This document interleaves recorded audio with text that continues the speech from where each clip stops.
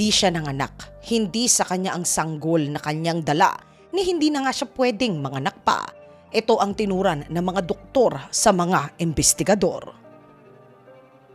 Ikukwento ko sa inyo mga katinagalog ko kung bakit hinatulan ng kamatayan ang ginang na ito sa video. Ang 29 na taong gulang na si Taylor Rene Parker ay kadediborsyo lamang sa kanyang asawa. Kaya naman maituturing na muli siya ay malaya upang umibig at bumuo na ng bago na pamilya. July 25, 2019, isa-isang pagtitipon na kilala nito si Wade. Sertipikadong binata, walang anak. At kilala ito sa komunidad na masipag at mabuti na klase ng tao. Nagkamabutihan agad ang dalawa. Talaga namang nagustuhang maigi nitong si Taylor si Wade. Ngunit imbis na maghintay, maghinay-hinay at kilalaning mabuti ang isa't isa, hindi na maghihintay pa itong si Taylor. Nais nito na mapa sa kanya agad ang binata. Kaya naman nagtahi ito ng kwento na buhay niya ang nasa panganib, kaya kailangan pumisa na sila sa isa't isa. Ayon sa kwento ni Taylor na nagbayad ng tauhan ang sarili niyang ina upang kunin ang buhay niya. Ito ay dahil meron silang malaking kayamanan na ipinamana ng kanyang lolo at lola sa kanya.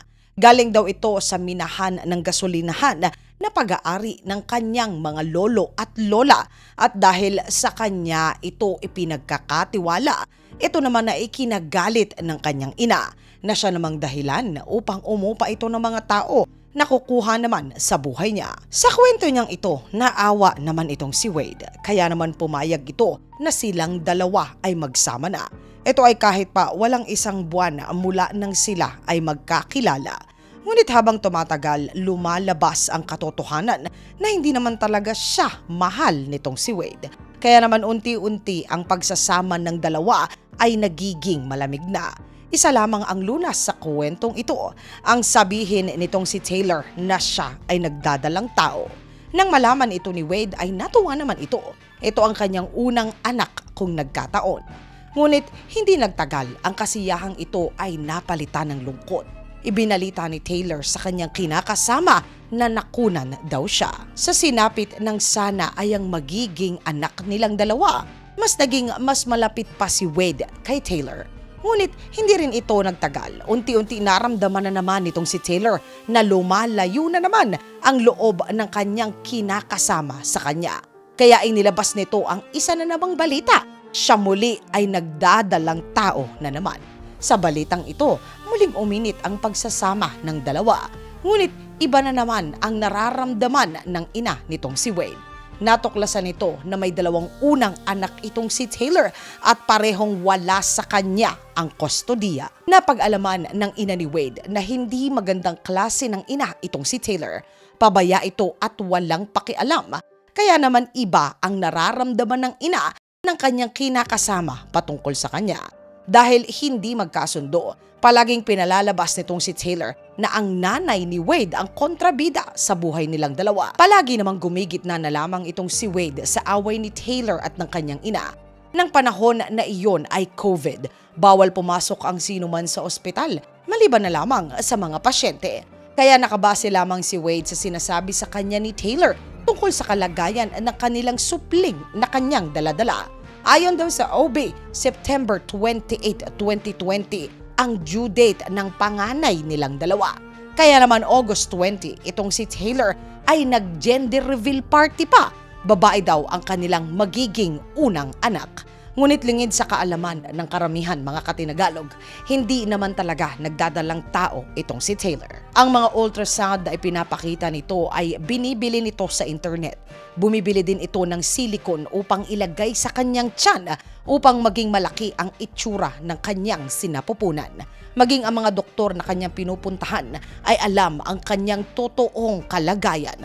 Ngunit dahil sa batas na umiiral, bawal nilang sabihin kahit kanino ang kanilang totoo na nalaman. Sa panahong ito, nag-umpisa na itong si Taylor na maghanap ng paraan upang siya ay magkaroon ng sanggol na palalabasin niya na anak nilang dalawa. Ngunit hindi naman siya makahagilap. Sa kabila nito, patuloy pa rin ang pagpo-post nito sa ultrasound at mga litrato ng sanggol na kanyang binili naman sa internet.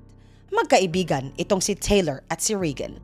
Isang taon na nang nakararaan nang kunan ni Taylor ang engagement ng mag-asawa na Hancock.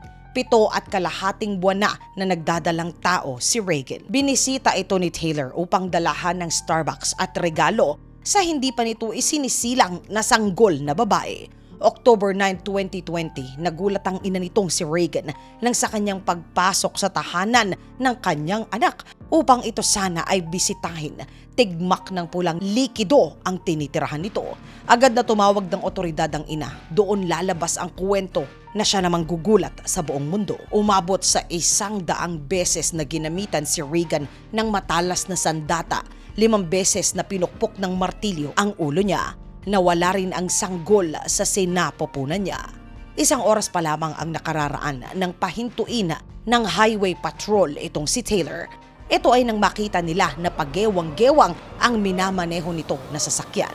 Nang lapitan nila ito, tangan-tangan nito sa kanyang tabi ang isang sanggol.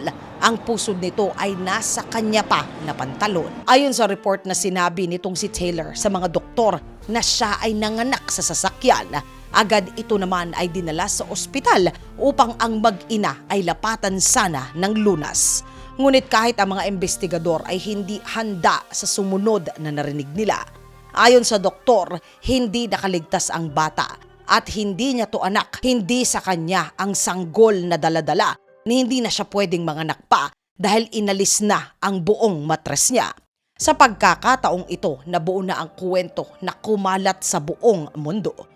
Ito ay tungkol sa pangyayaring krimen sa nagdadalang tao na si Regan at sa kanyang nawawalang sanggol sa sinapupunan. Lumabas sa investigasyon na planado na nitong si Taylor ang gagawin sa kanyang kaibigan. Ito ay dahil sa record ng cellphone niya, lumabas ang kanyang paghahanap kung papaanong magpe-perform o gagawa ng C-section sa isang tao at kung papaano din magsi-CPR ng sanggol. Ayon sa autopsiya, lagpas 100 beses na ginamitan ng scalpel o yung patalim na pang-opera si Regan at buhay pa ito nang kunin ang sanggol sa loob ng kanyang sinapupunan. Dahil sa tindi ng mga ebidensya, hinatulan si Taylor Renee Parker ng parusa na kamatayan dahil sa karimari-marim na ginawa nito sa sarili niyang kaibigan at sa hindi pa nito isinisilang na sanggol. Ayon kay Taylor, nagawa niya lamang ito dahil hindi niya makayanan na mawala sa kanya itong si Wade. Ang kadahilanan ay mahal na mahal niya ito at hindi niya kayang mabuhay nang wala ito sa kanyang tabi. Mga katinagalog ko, sa tingin ninyo, pagmamahal pa ba ang nararamdaman ni Taylor kay Wade o sadyang wala na ito sa katinuan? Isulat po ang inyong saloobin sa comment section sa ilalim upang sama-sama naman po na ito ay ating basahin. Mga katinagalog ko, ang pinakamagandang sagot po ay magkakamit pa rin ng 100 GCash load. Ito pong muli ang inyong lingkod na si Tinagalog. Maraming salamat po sa pagsama ninyo sa segment natin sa araw na ito.